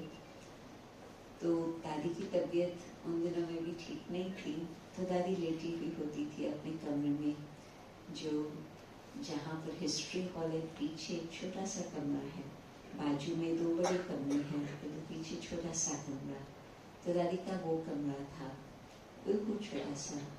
तो उसमें दादी ने हम लोगों को कह दिया था रोज रात्रि को हमारे पास आना। अभी तबीयत ठीक नहीं है, दिन भर दादी लेटी हुई है, तो भी दादी को सेवा का ख्याल। तो हम लोग रोज रात्रि को जाते थे, तो दादी हम लोगों से पूछती थी कि आज का दिन क्या बीता, फिर उसको कुछ समझाने देती थी आधा। तो एक दिन दादी ने कहा कि इसको कुछ पूछना है, तो एक बहन की आंखों में पानी था, तो वो कहती दादी यहाँ कोई मुझे प्यार नहीं करता। तो दादी दृष्टि दी, फिर दादी ने कहा कि अच्छा कल आप एक ट्रायल करके देखना, आप सबको प्यार देना, 2 शब्द मीठे शब्द बोलना, प्यार की दृष्टि देना, जो वो काम कर रहे हैं कुछ उसमें आपका समय है थोड़ा सहयोग देना, कल सबको आप प्यार देना। दूसरी रात्रि को दादी फिर प्रश्न पूछती है कि आज कैसे दिन बीता। तो फर्स्ट बोलने वाली ये बहन थी और चेहरा चमक रहा था, और दादी को क्या कहा, दादी आज बहुत अच्छा दिन था, सभी मुझे बहुत प्यार कर रहे थे। दादी ऐसे कह करके कहा कि जैसे आज आपने सबको प्यार दिया है, कल भी आप सबको ऐसे ही प्यार देना। तो वो प्यार देने की भी आदत बन जाती, प्यार लेने की भी आदत बन जाती। तो जितना हम खुद को प्यार करेंगे कि मैं कौन हूँ उसको पहचान कर उस अनुसार हम कार्य करेंगे, तो औरों को प्यार देने का भी प्रैक्टिस होती जाएगी। परंतु तब जबकि बुद्धि का ताला खुला हुआ है, यदि मैं किसी के अंदर कोई विशेषता नहीं देखती हूँ, उनको प्यार नहीं करती हूँ, मीन्स बुद्धि का ताला अभी भी सिर्फ थोड़ा खुला है, पूरा नहीं खुला है। बाबा कहते थे ना, जितना याद में रहेंगे उतना बुद्धि का ताला खुलता जाएगा। तो बाबा को याद करो, बाबा से प्यार लियो, तो फिर औरों के साथ भी वो प्यार की दृष्टि रहती। दूसरा, तीसरा नेत्र खुला हुआ है, तो मेरे आंखों के सामने सदा कौन है? ये आंखें मनुष्यों को देखती हैं, परंतु तीसरे नेत्र से किसको देखेंगे? बाबा, बाबा को ही देखेंगे। तो आप और मेरे बीच में बाबा है, तो फर्क होगा? बिल्कुल। हम आपको उस दृष्टि से देखेंगे जिस दृष्टि से बाबा ने आपको देखा है। और हर एक को ऐसे नहीं कि सिर्फ साकार दिन वाले ने दृष्टि दी, अव्यक्त वालों ने दृष्टि दी। अभी भी कहाँ पर भी आप सच्ची दिल से बाबा को याद करो, बाबा आपके आंखों के सामने हाजिर होकर के आपको बड़े प्यार से दृष्टि देंगे। कईयों के ये अनुभव है, तो जिन्हों को अनुभव अभी तक नहीं है वो ये एक्सपेरिमेंट करके देखें। पहले तो बाबा के कमरे में जाकर बैठो, फिर वो आपकी बुद्धि में वो फिट हो जाएगा। फिर तो आप कहाँ पर भी हो, बस आंखों के सामने बाबा और बाबा के द्वारा आपको हम देखें। तो बाबा हम दोनों के बीच में है, तो फिर कभी भी हमारा हिसाब किताब आपके साथ नहीं बनेगा, नहीं तो कुछ न कुछ हिसाब किताब बनता जा रहा है। वैसे आप सोचो कि हम बाबा के पास आए हैं चुप तो करने के लिए, परंतु आपके प्रति मेरा कुछ भी गलत संकल्प चला तो क्या हुआ? हिसाब किताब सूक्ष्म भी बन गया। और यदि मैंने आपके कुछ गलती पर ध्यान दिया और फिर उसके बाद में मेरा उस पर चिंतन चला और हिसाब किताब, और उसकी और मैंने किसके साथ वर्णन करके बताया कि देखो आज इसने ये बोला, आज इसने ये किया, आ तो और हिसाब किताब बढ़ा, सूक्ष्म तो भी बना। फिर बोलने पर फिर कुछ व्यवहार में बदली हो गई, तो और हिसाब किताब। तो आप सोचो, बाबा जो कहते हैं कि अभी तक कर्मातीत क्यों नहीं बने हैं? मम्मा बहुत जल्दी कर्मातीत बन गए, बाबा भी फिर भी 33 वर्ष सेवा करते, पुरुषार्थ करते, अव्यक्त हो गए। दादियाँ हमारी सब अव्यक्त हो गई, हम अभी तक यहाँ बैठे हैं। पुरुषार्थ में जो बाबा कहते और तीव्रता आए और स्पीड आए, तो जो बाबा ने हमें बातें बताई है उस पर हम एक्सपेरिमेंट करके देखें। तो जब हम आपको उस दृष्टि से देखते हैं तो हम ये देखते हैं कि एक कितना बाबा का सिटी लगा बच्चा है, बाबा ने कैसे इस आत्मा को ढूंढ के बाबा के घर लाया है। तो और बातें नोट नहीं होती, अच्छी अच्छी बातें और गुणवान जो गुण नजर आ रही हैं, फिर उस अनुसार व्यवहार भी हमारा बहुत मीठा हो जाता है। और यदि किसके साथ हम थोड़ा सोचते हैं कि थोड़ा सा फ्रिक्शन है और हम सोचते कभी मैंने उसको कुछ कहा भी नहीं, तो ऐसे मेरे साथ क्यों व्यवहार करती? नहीं, हमारी जो वृत्ति है वृत्ति के जो वाइब्रेशंस है उस आत्मा तक पहुंच रहे हैं। इस कारण से टाइम लग रहा है, हिसाब किताब चुकतू नहीं हो रहा और ये शायद बढ़ता भी जा रहा। परंतु मैं आपको उस दृष्टि से देखूं कि बाबा ने कैसे आपको चुन करके अपना बनाया और किस विशेषता के कारण बाबा ने आपको चुना। तो जैसे हमारी वृत्ति बदल जाएंगी, संबंध ठीक हो जाएगा। मुझे ये प्रैक्टिकल अनुभव है। एक बहन थी, लंदन की नहीं थी, बाहर दूसरे देश की थी, परंतु वो जब जब लंदन आती थी मुझे बहुत इरिटेशन होती थी, क्योंकि उसका चलना बोलना थोड़ा धागी कुछ ऐसे। तो जब मैंने दादी की ये बात सुनी थी, आपका संकल्प जो है वो आपका हिसाब किताब बनाता, तो मैंने बहुत कॉन्शियसली इस बात के लिए विचार किया और चेंज किया कि मुझे उसकी अच्छाई देखनी है। तो एक सप्ताह के अंदर बिल्कुल वृत्ति बदल गई उस आत्मा के प्रति और फिर उसके साथ भी संबंध बहुत अच्छा बन गया। तो ये बातें प्रैक्टिकल एक्सपेरिमेंट करने की है। और फिर यदि बाबा को आप देखो, बाबा सदा मेरी दृष्टि में है, तो कभी भी मुझे अकेलापन महसूस नहीं होगा। मैं अकेला क्या कर सकती, यहाँ से यहाँ तक जाना ही मुश्किल हो जाता, परंतु बाबा इतना सब कुछ कर रहे हैं, करा रहे हैं। कैसे? जिन्होंने बाबा को साथी बनाकर रखा है वो हम सीन देख रहे हैं, कैसे बाबा सब कुछ कर रहा है, करा रहा है। बुद्धिवानों की बुद्धि का टाइटल मुझे बहुत पसंद आता बाबा का, क्योंकि बुद्धिवानों की बुद्धि मीन्स बुद्धि का ताला खोलता जा रहा है। तो यदि सेवा होनी है, कोई मेहनत की बात नहीं है।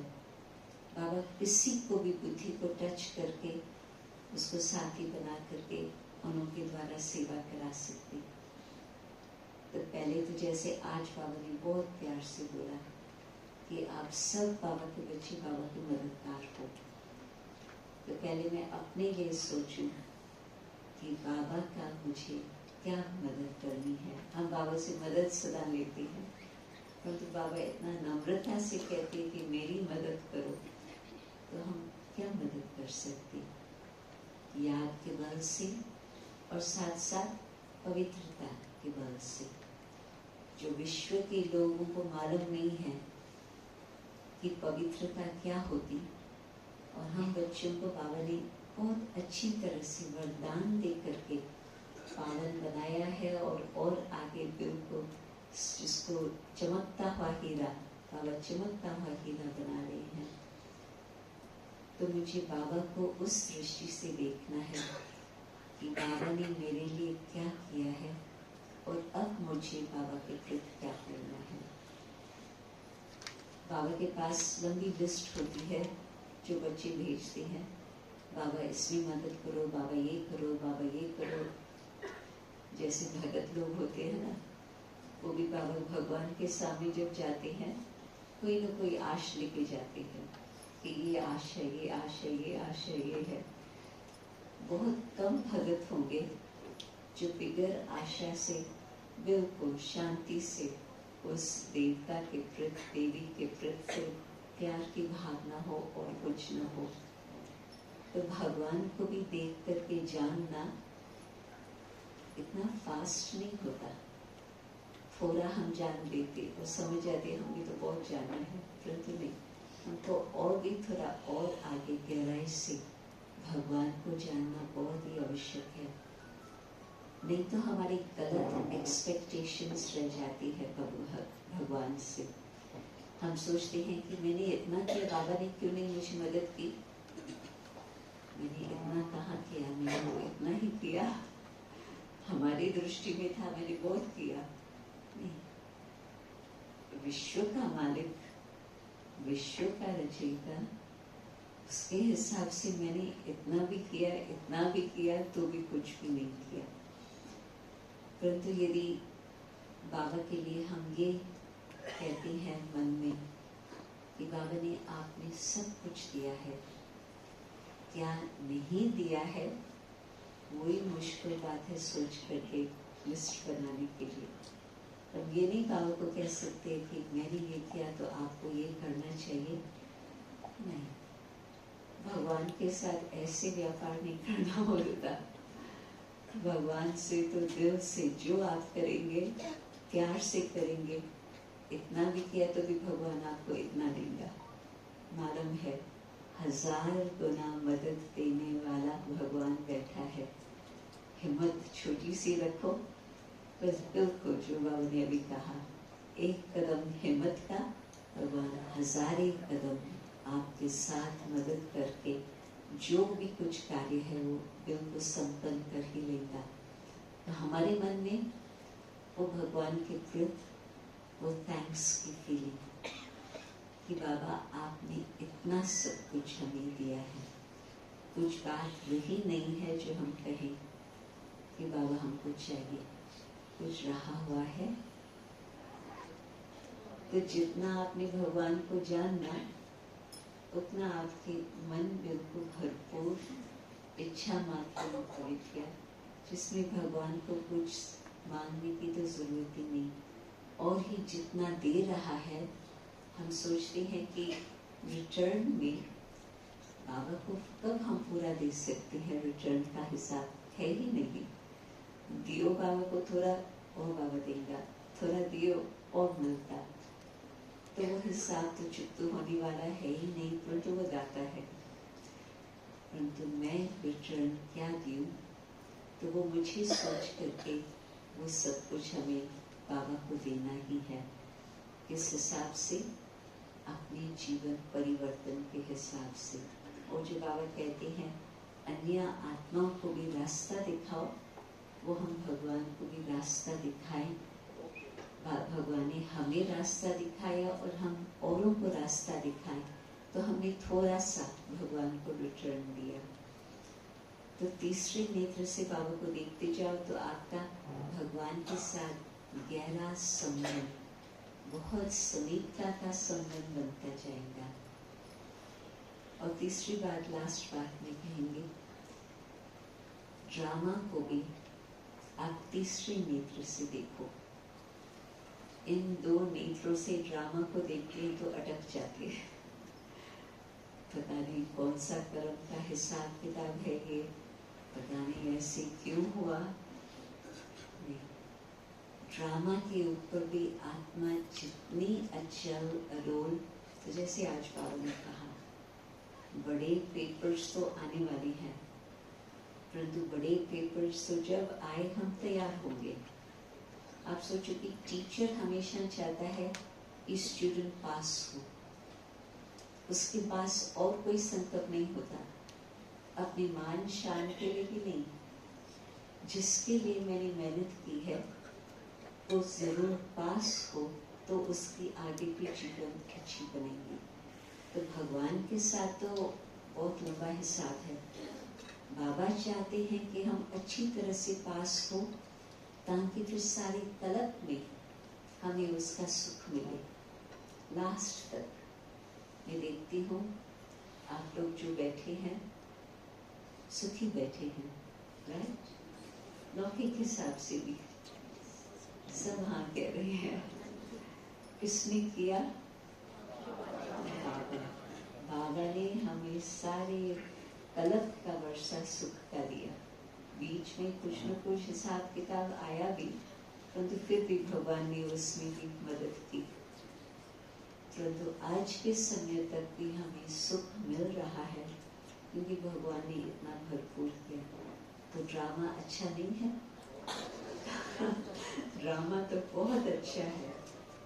तारी कहानी सुनाती, एक बारी वो तुरंत मामा के जाने के बाद वो जो कमरा है बाबा के कमरे के बाजू में, वो मामा का कमरा था, तो फिर बाबा ने तुरंत ही पहले दादी जानकी को दिया। फिर तो दादी तो थोड़े समय के लिए रही, फिर तो तारी दीदी मन मोहिनी वहाँ पर रही, दीदी का कमरा हम कहते थे। दीदी गई तो दादी जी का कमरा वो बन गया। तो दादी उसके आगे ही बैठी थी, अपना विचार कर रही थी, मनन चिंतन कर रही थी। तो बाबा रुक कर के कहता है, बाबा कमरे से निकल के देखा तो बाबा रुक कर के उसको कहता है कि हमारी बच्ची की कंप्लेंट मत करना। तो दादी पसंद हो गई, मैंने किसकी कंप्लेंट तो की नहीं है। फिर बाबा बोले कि ड्रामा मेरी विशेष बच्ची है, मीठी बच्ची है, उसकी कभी कंप्लेंट नहीं करना। तो दादी ने वैसे भी कोई कंप्लेंट की नहीं थी, परंतु बाबा के कहने पर और ही ध्यान रहा।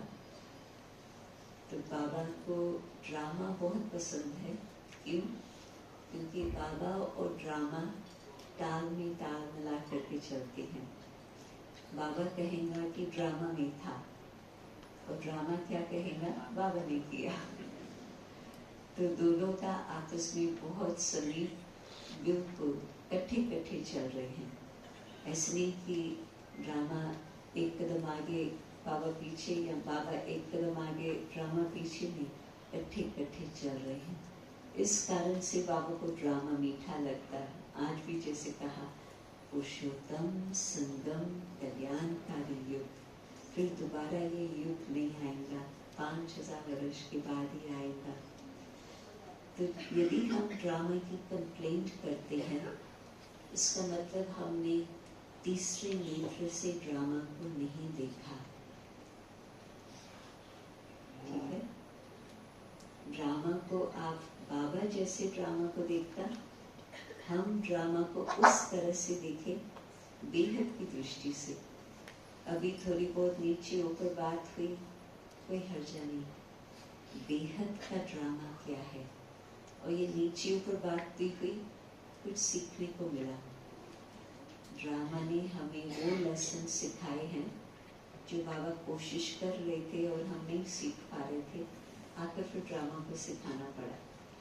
कई बार आप लोग थोड़ा अपने इतिहास को याद करो, ऐसे ही आपको लगेगा ड्रामा ने कई बातें सिखाई जो वैसे हम सीखने के लिए तैयार नहीं थे, ड्रामा ने सिखाई। तो ड्रामा भी जब थोड़ी भी नीचे पर बातें हैं, प्रश्न आप अपने मन से पूछो, क्या सीखने को मिल रहा है? सबके लिए गुड विशेस कैसे हो, उनका व्यवहार कैसे भी हो, क्या बाबा की जो आज्ञा है मेरे प्रति, सबके प्रति शुभ भावना, शुभ कामना रखना, मेरी प्रति आज्ञा है, उसके लिए नहीं। बाबा मेरे साथ बात कर रहा, तो मैंने कहाँ तक ये लेसन पक्का किया, और जब तक मैंने ये लेसन पक्का नहीं किया, तब तक कुछ न कुछ खिट चलती रहेंगी। जिस घड़ी मैंने ये लेसन पक्का कर लिया, nothing but good wishes, nothing but good wishes, तो वो ड्रामा की सीन चेंज हो जाएंगी, क्योंकि लेसन पढ़ लिया, फिर और आगे की नई सीन आएंगी। तो ऐसे भी नहीं कि एक मास के बाद मैं सोचूं कि इस ड्रामा से क्या फायदा था।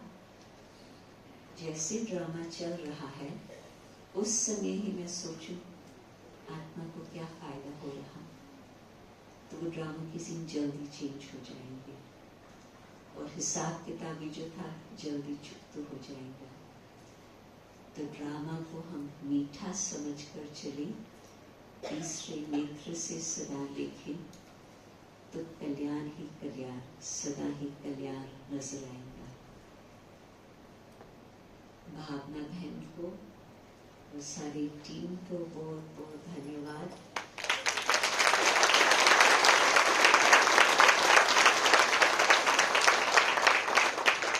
आशा दीदी को वो यहाँ पूछती थी, कल रात्रि को मैं साथ में आने का सोच रही, मैंने कहा आपका इतना कारोबार है वहाँ, और खासकर भाई साहब का भी अभी थोड़ा ध्यान रखना होता, हम तो अपने घर ही जा रहे हैं, तो कोई ऐसी बात नहीं है, आप यहाँ ही रहेंगे तो मुझे भी मन को शांति होगी। तो आशा दीदी को भी थैंक्स। और मैं जानती हूँ कि ये अपने भाई बहनों का ही स्थान है, तो उन लोगों को भी बहुत थैंक्स कि आप लोगों ने इतनी बड़ी व्यवस्था। और बाबा और ड्रामों को भी थैंक्स।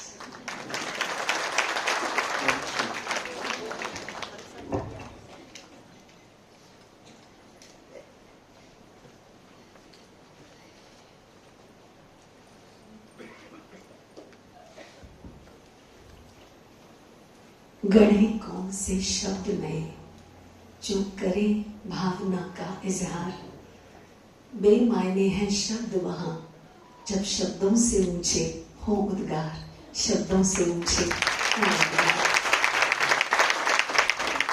आदरणीय दीदी ने बाबा के बेशकीमती कोहिनूर की परम आदरणीय दादी जानकी जी की कितनी शिक्षाओं से हमें संवारा। हम उनका आना, आज इतनी बड़ी बड़ी आयु में ये दीदियां हमारे लिए सफर करती हैं, यात्रा करती हैं, तो हमारा इनके प्रति ये रिटर्न आभार यही होगा कि इनकी सुनाई गई शिक्षाओं को हम अपने जीवन में प्रैक्टिकल लाएं। तो सब अपना हाथ उठाकर दीदी को ये आश्वासन दें कि दीदी आपने जो सुनाया हम जरूर करेंगे, जरूर करेंगे। थैंक यू वेरी मच दीदी। और अब मैं भावना बहन को बुलाना चाहूंगी, जहाँ ये हॉल उपलब्ध है और आपने बड़े प्यार से इनिशिएटिव लेकर सभी बहनों का सहयोग लेकर इस कार्यक्रम को यहाँ तक लाया। भावना बहन। ओम शांति। शब्द बहुत कम है कि धन्यवाद दीदी का हम कैसे करें, क्योंकि बहुत समय से संकल्प था दीदी का गुड़गांव में आगमन हो, सेंटर पर आगमन हो। आज से 2 वर्ष पहले आशा दीदी ने सभी बहनों की मीटिंग में कहा था कि जयंती दीदी आ रहे हैं, गुड़गांव में कोई एक बड़ा संगठन करना चाहिए। तो दीदी खुद इस स्थान को विजिट करने के लिए उस समय आए थे, लेकिन उस समय ये प्रोग्राम नहीं हुआ और वो प्रोग्राम ORC में ही फिर दीदी ने ऑर्गेनाइज किया। और आज वो दिन आया है जब बाबा ने उस संकल्प को साकार किया।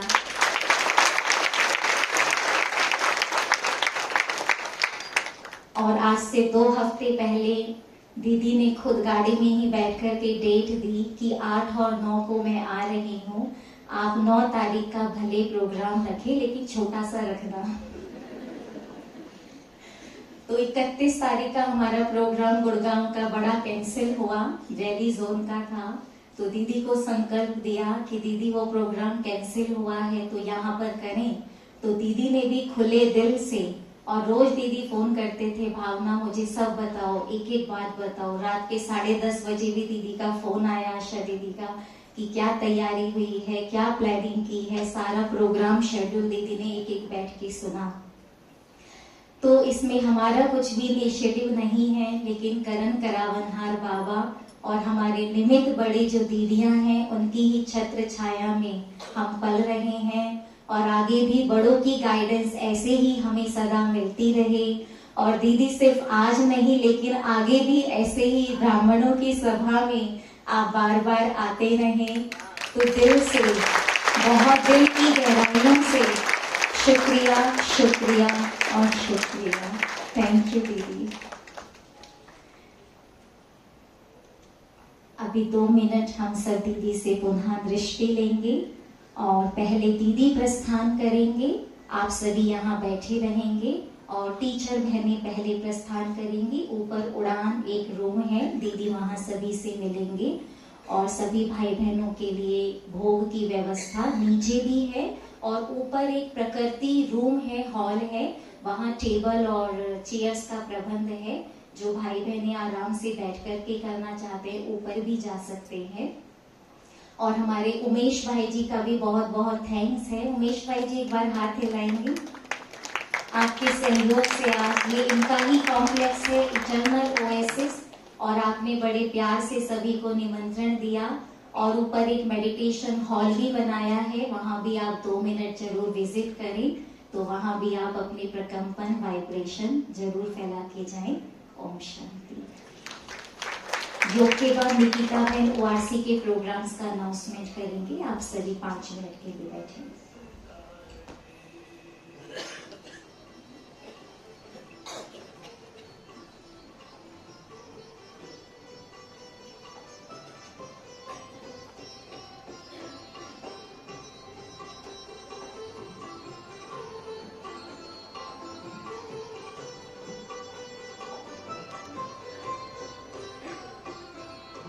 खुशहाल है जिंदगानी, हो गए हैं सफल अपने हर पल।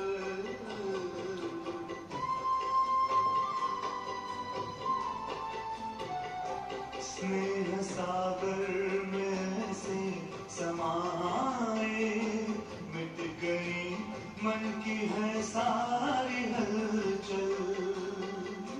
वरदानों का हाथ सिर पर रहे, यूं ही वरदानों का हाथ सिर पर रहे।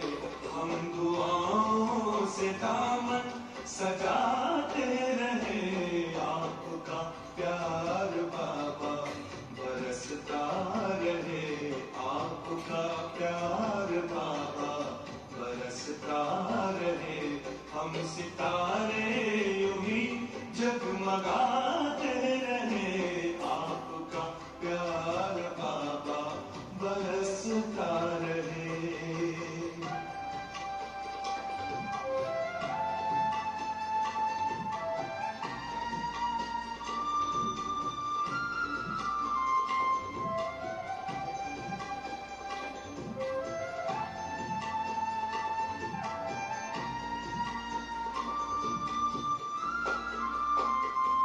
ज्ञान की ज्योति जीवन